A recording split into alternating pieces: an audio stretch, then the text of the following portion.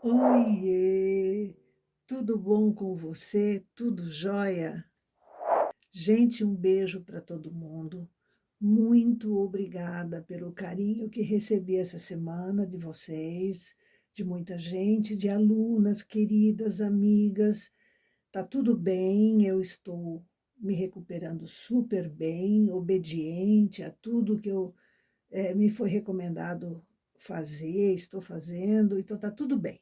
Eu tenho uma conversa importante com você hoje e nós vamos falar especificamente sobre os fios. Nós vamos resolver um problema que é comum a todo mundo. Quando a gente usa o fio industrial, muitas vezes ele engata muito e tal. Então, eu hoje tenho uma dica que vai ter duas utilidades para você. Mas antes nós vamos conversar um pouquinho sobre os fios industriais. Seguinte, eu peguei aqui um pedacinho de fio azul, fio azul. Este fio, ele é o famoso fio industrial, 2,28 ou 2,30, tanto faz a especificação. Esse daqui deve ser um 2,28, tá? Primeiro, por que que ele chama 2 barra, seja 28 ou 30? Eu peguei um pedacinho do fio e abri ele para mostrar para você a razão do 2. Ele tem, olha aqui, na verdade são dois fios bem fininhos que são enroscados um no outro. E ele forma, então, esse fio aqui. Se você olhar de pertinho, ele é todo um enroladinho, entendeu? Por isso, o 2 são dois cabos. O 28 diz respeito ao peso numa determinada metragem e tal, que no fundo, significa espessura, tá? Quanto maior o número, por exemplo, 2,32, significa que ele precisa de mais fio para completar o mesmo peso que o 2,28 tem. Quanto maior o número, mais leve é o fio, entendeu? Porque precisa de mais fio para ter o mesmo peso de 1 quilo, digamos, do que esse que é um 2,28. Então, o ideal para nossas máquinas é o 2,28, mas você pode usar o 2/30, porque a diferença é muito pequena, tá? Mas, enfim, aqui está o cabo, né? Os dois cabos desse fio. Eu queria chamar a sua atenção para a ponta desses cabos. Você pode pegar um fio aí na sua casa e distorcer ele, que você já vai ver a separação do fio, e aí você vai ver na pontinha dos dois fios, que eles são uma penugem. Cada fio desse também é constituído de torção. São fibras unidas e torcidas. Eu queria que você fizesse isso para você ver bem aí na sua casa. Pegar uma pontinha dessa aqui e puxar. Ó, você vai ver que nada arrebenta, ela é compridinha, ela ainda está na ponta do fio aqui, assim onde está o meu dedo, ó. Ela vai, soltou. Ela está aqui agora na minha mão. Deixa eu ver se aqui nesse preto você vai conseguir ver. Não vai. Não vai, porque a cor é escura. Aqui, eu vou tirar um outro, ó, puxar da penugem, soltou. Vou colocar aqui para ver se você vê. Tem este tamanho aqui, ó. Tem este tamanho aqui. Aqui está a penugenzinha. Então, o que que acontece? Essas penugenzinhas, porque isso é um fio hiper, super fininho, são retorcidos para que se constituam no fio, senão ela vai se desmanchando. Quando você arrebenta um fio, o que que você faz? Você faz isso daqui. Você puxa essa fibra e ela se rompe ou se solta. Este é um dos motivos pelos quais eu sou frontalmente contra que se use excesso de peso quando se tricota. Tem gente que usa 3 pesos grandes. Você está querendo ou não querendo, achando que sim ou que não, você estará, sim, forçando o fio. Então, o que que acontece? Na hora que eu arrebento um fio, na verdade, eu vou puxando, puxando, puxando até o momento em que a fibra não aguenta mais. O peso não arrebenta o fio, mas ele puxa o fio. Ele dá uma esticadinha no fio. Aceite você isso ou não. Entendeu? Quanto mais apertada estiver a tua regulagem, provavelmente mais o fio estica. Porque na hora de tecer, ele já é forçado, já as fibras dentro, elas não são coladas, elas cedem. Então, o fio fica fraco. Você está compreendendo? Porque olhe o tamanho da fibra que eu te mostrei, ela está aqui ainda, ó, ela está aqui, ó. Quer ver, ó? Ela é um tanto assim, ó. Ela vai se soltando, mas na medida que ela fica mais solta, isso aqui fica mais fraco, porque é muito fininho. E o fio arrebenta uma hora dessa. O fio deteriora. O fio foi forçado, ele se estraga. Então, voltando à fabricação do fio. Eles pegam esses 2 cabos e retorcem ele mais uma vez para ele virar o fio 228, 230, 232, que a gente conhece. Aí, você também tem que compreender que essa penugem aqui, porque tem mais pelinhos aqui, se eu for tirar, você nem vai ver de tão fininhos que são. Esses pelinhos, eles aparecem no fio normalmente. Tanto que dá bolinha, não dá bolinha no tricô quando você fica sovando. Então, essa penugem, quando você tricota muito rápido aqui, o fio gira e quanto maior a velocidade no TC, mais longe do cone ele gira. Quando você tem um segundo cone próximo, esse aqui também vai girar, porque o fio, você está puxando 3 fios ali. Aqui eu não estou tecendo, então eles estão juntos porque eu precisei do espaço. Mas eles se tocam e esses pelinhos, um encosta no outro e dá uma freada, entendeu? E essa freada é num fio só. O outro, às vezes, ele vai mais e cria uma bolha. Não precisa nem ser uma bolha assim, pode ser uma coisa bem pequenininha. Quando chega aqui na agulha, vai dar zebra. Aí o que que acontece? Tem fio demais, o fio engata em algum lugar, o fio vai no gancho de topo, ou aquele que freou muito, ele vem menos, ele passa reto porque ele não consegue, a agulha não consegue pegar ele, por causa daquele encosto de um fio no outro. É como 2 carros que se batem, raspou, pode jogar o outro para fora da estrada, sem nem bater com força. Então, você está me entendendo? O fio é uma coisa extremamente perigosa de estragar o trabalho da gente e de a gente estragar o trabalho do fio, porque quando nós forçamos o fio, nós estamos contribuindo para estragar esse fio, entendeu?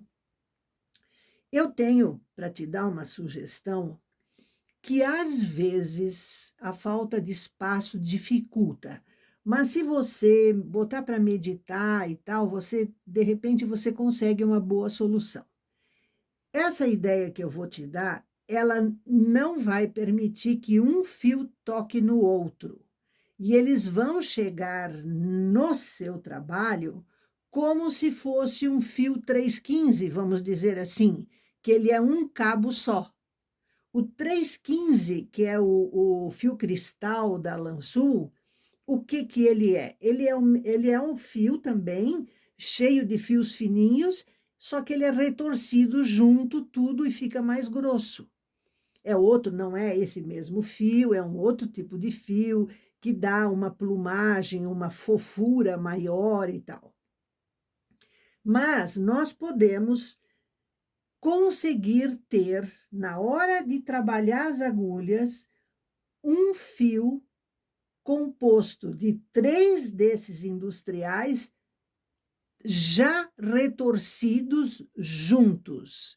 E isso evita o problema que a gente tem de engatar o fio que deu bolha, ou que veio menos. Enfim, um fio sozinho pode causar um problema. E quando ele vem como parte de um fio integral, ele já não tem como causar o problema, certo? Então, eu vou mostrar isso para você. Memorize 2 coisas importantes. Excesso de peso prejudica o fio, não há a menor dúvida disso. E, como ele é de fábrica um fio retorcido, o que nós vamos fazer aqui para juntar os fios, retorcendo eles juntos, é uma coisa normal em termos de produção de fio. Você está entendendo? Então, nós vamos fazer um fio composto por 3 desses e que vai evitar uma série de problemas na hora de tecer e vai te dar ainda uma outra vantagem que eu vou mostrar depois para você. Beleza? Então, eu vou preparar aqui a situação para podermos usar os 3 fios e formar um só, e eu logo mostro isso para você. A primeira coisa que eu recomendo utilizar para quem já tem em casa é um banquinho como este aqui, tá? Esse é plástico, se compra em qualquer lugar, supermercado, loja de materiais de construção, essas coisas. Ele tem a característica importante de ter um furo no meio. E este furo é a parte importante desse banquinho.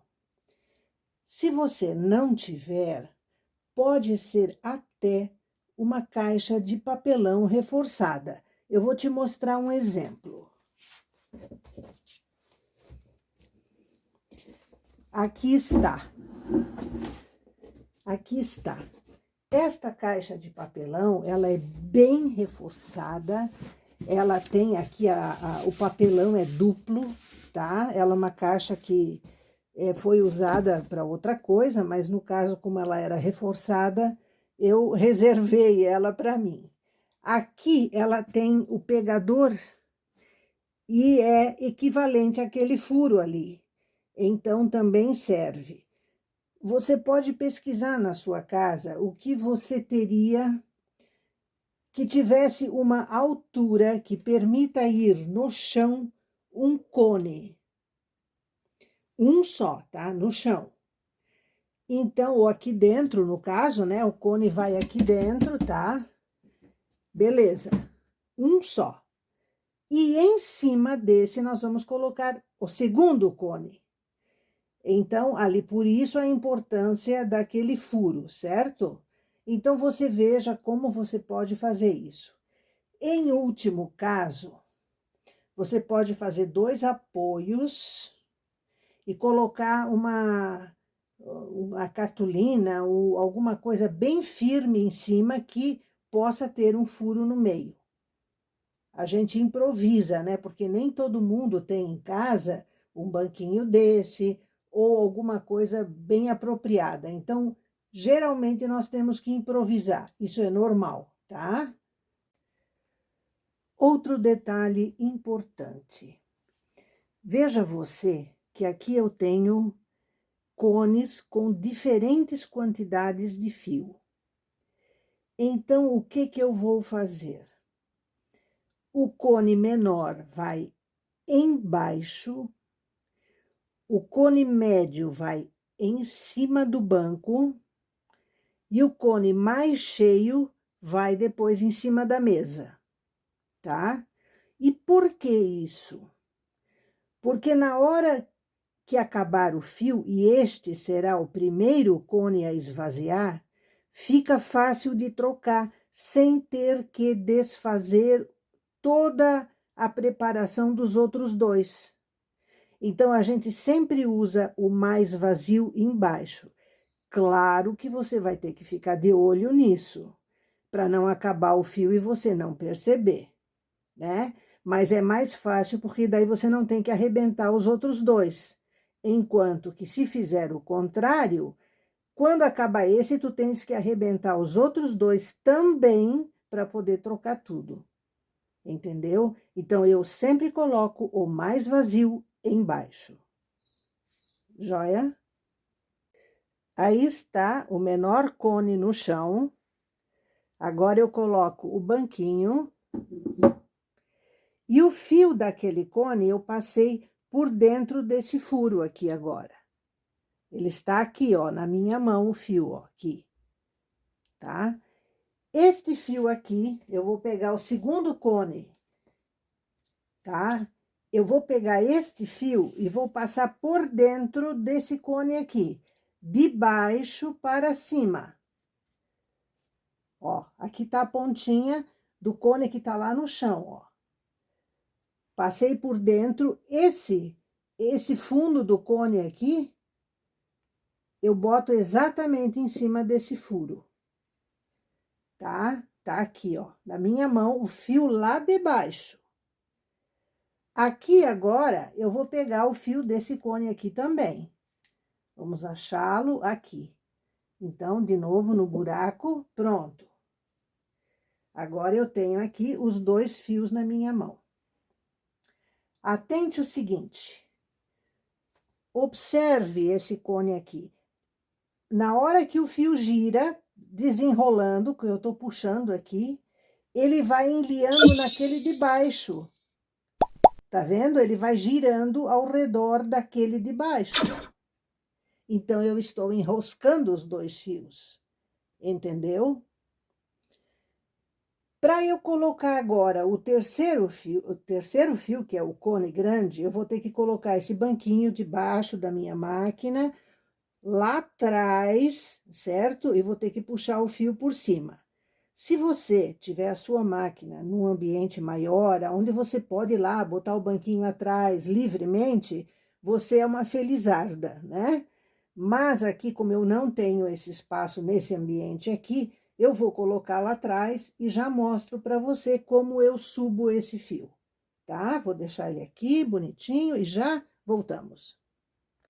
E aí estão os dois cones, já debaixo da máquina, e o fio eu puxei para cima. Nós vamos instalar agora o terceiro cone, beleza? Tá até difícil de ver o primeiro cone, mas ele tá ali, observe. Aqui eu tenho um pedaço de papelão, onde eu recortei, fiz um furo redondo para poder puxar o fio que vem do banquinho, né? Esse fio dos dois cones de baixo vai ser introduzido dentro deste cone, de baixo para cima, como nós fizemos no segundo. Então, eu vou pegar este fio, que já são dois fios aqui, né? Vou colocar ele aqui dentro. Vamos ver se ele sai aqui, ó. Já saiu aqui embaixo, ó. Beleza? Então, agora eu viro este cone. Vou puxando o fio aqui e vou colocando ele ali, não muito para fora, porque ele pode cair, a minha mesa é muito ela está a 8 centímetros da parede, tá? Aqui, para não cair assim, ó, você pode colocar um peso aqui na frente. Pronto, ele já não cai mais. Ó, olha, observe que quando eu puxo este cone aqui, o fio vai enliando ao redor desses dois, ó. Tá vendo? E ele chega aqui, enliado, um no outro. Ó. Ele chega aqui enliado um no outro. Então, a chance de ele bater um no outro não existe mais. E ele chega em quantidades iguais, como se fosse praticamente um fio só. Entendeu? Esse fiozinho aqui, ó, é o do início do cone. Ele sempre tem um pedacinho solto embaixo, né? Então, assim você faz sem grandes problemas de enroscar fio. É uma beleza, uma beleza. Para quem tem acesso fácil atrás da máquina, é ótimo. Pode usar sempre. Nunca esquecendo que tem que ficar de olho no cone que tem menos fio, tá? Para não terminar no meio do trabalho e você não perceber, né? Por isso que o ideal é quando a gente enrola fio para utilizar com o cone, a gente sempre faça uma boa quantidade, né? Enrolar uma boa quantidade. Beleza? Aqui agora eu posso usar na máquina como eu quiser, certo? Que ele está aqui, os meus 3 fios juntos, maravilhosos. Tem gente que faz, manda fazer em marcenaria e tal, um móvelzinho já com as prateleiras, né? 3 prateleiras para colocar os cones, e já com furo no centro, tudo bonitinho. É possível. Custa, mas na improvisação a gente também consegue fazer.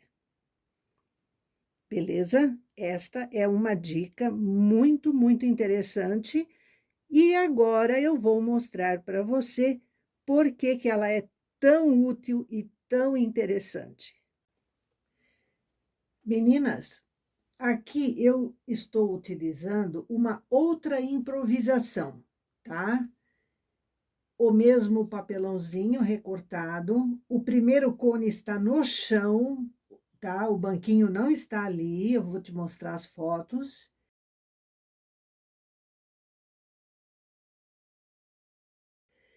E esta peça aqui, que parece um banquinho, mas não é, ela tem um furo, depois eu vou te mostrar ali no meio. O que eu quero mostrar agora para você é sobre o fio. Observe aqui como, ó, eu usei 3 cores diferentes para você ver o fio.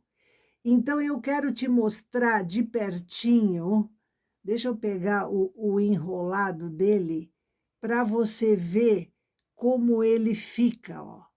Ele vai um cone enrolando ao redor do outro fio. Então, na hora de tecer, eles chegam aqui nas agulhas como se fosse um fio só. Olhe só como está enroladinho um no outro. Você está vendo? Mas, quando nós usamos os 3 cones da mesma cor, o teu benefício é esse de você estar tecendo sem a preocupação do enrosco. Mas aqui, como eu estou usando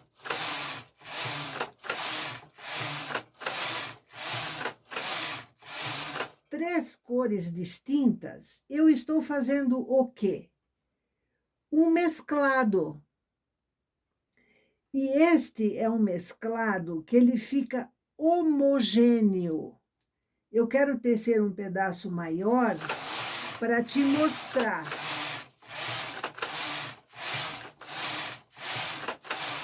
Deixa eu desligar isso aqui.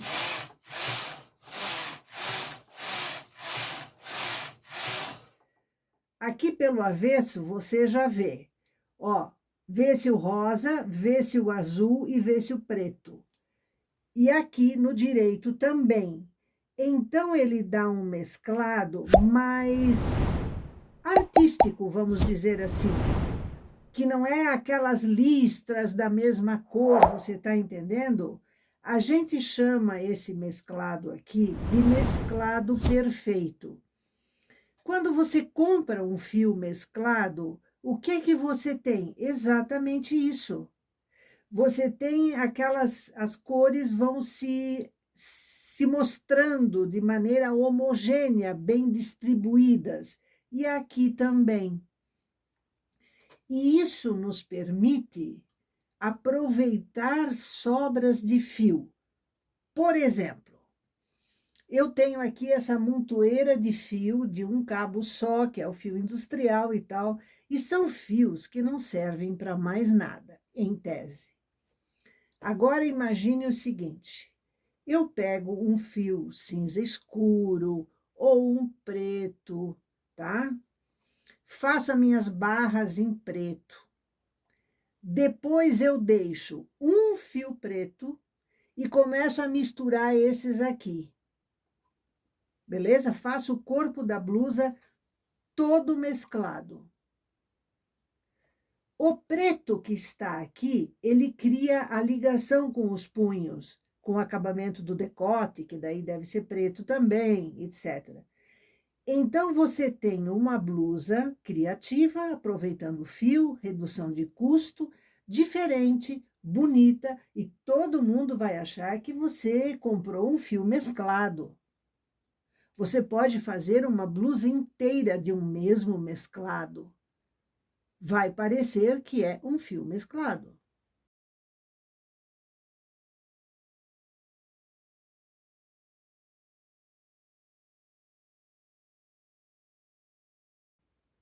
Se você usar, por exemplo, 2 fios pretos e um branco, você vai ter um mesclado suave, vamos dizer assim. Se você usar um preto, um branco e um vermelho, você vai ter uma coisa mais feminina, mais chamativa um pouco. Então, veja que essa possibilidade de fazer o fio, de juntar os três de maneira que eles próprios se retorçam, se enrosquem, evita o problema de sobrar fio nas agulhas quando você tece os 3 cones da mesma cor, ou permite que você faça o que nós chamamos de mesclado perfeito. Atente, eu já vi mesclados semi-perfeitos. Eu explico. Quando você usa 2 cones no chão e passa os 2 fios por dentro de um cone só, depois, você não tem o mesclado que a gente chama de perfeito, que se distribui por igual. Porque 2 fios ficam, às vezes, até fazendo aquela listra, e esse último que enrosca nos outros 2, ele cria como eu vou dizer, ele disfarça um pouco, ele cria uma ilusão, né? Então, tem que tomar cuidado. O melhor mesclado, nesse caso aqui, de que a gente quer evitar também enrosco de sobras de fio, enrosco nas agulhas, nos ganchos de topo, etc., ele cria uma distribuição perfeita como a fábrica de fio faz quando faz um mesclado. Porque, na realidade, eles fazem isso. Aqueles fios fininhos que eu mostrei para você, que fazem cada fio desse, eles, na verdade, eles já misturam cores diferentes, então cria um mesclado também. Aqui você cria o mesclado que você quiser. Você quer misturar verde com roxo, com cinza, com branco, você cria o que você quiser, entendeu? E ninguém vai dizer que não é um fio, vai parecer, a sua cliente vai achar que o fio é assim, entendeu? Agora é o seguinte, quando você desmancha uma roupa, você vai enrolar ela num enrolador elétrico, coisa assim, você vai achar que o fio distorceu todo. e isso é verdade. Mas, na hora que você vai tecer novamente com este fio, ele vai voltar a essa configuração de enrolado, tá? Mas, se você desmancha, joga no chão, qualquer coisa assim, e vai usar novamente, ele vai ser um mesclado daquele tipo que fica aquelas listras de cor assim. Então, tem que tomar cuidado, porque olha o enrolado que está aqui. Meu Deus, eu queria mostrar isso para você. Eu quero arrumar um papel branco aqui, deixa eu ver se eu acho um aqui, para te mostrar isso. Vou puxar um fio aqui. Olha isso, olha isso. Olha como está enrolado. Você vê o cor-de-rosa aqui, ó. Eu não sei se você consegue ver. Deixa eu puxar mais para perto de você. Olha isso aqui, ó, enrolado, ó, tá vendo? Ó. Ele fica enrolado por igual. Tá vendo? Ó, se eu faço assim, ó, começa a soltar assim, ó, para você ver melhor, ó. Beleza? Experimente. Gente, é uma maravilha. Eu aproveito, por exemplo, tudo isso que está aqui são fios de um cabo só, que eles não dão para mais nada praticamente.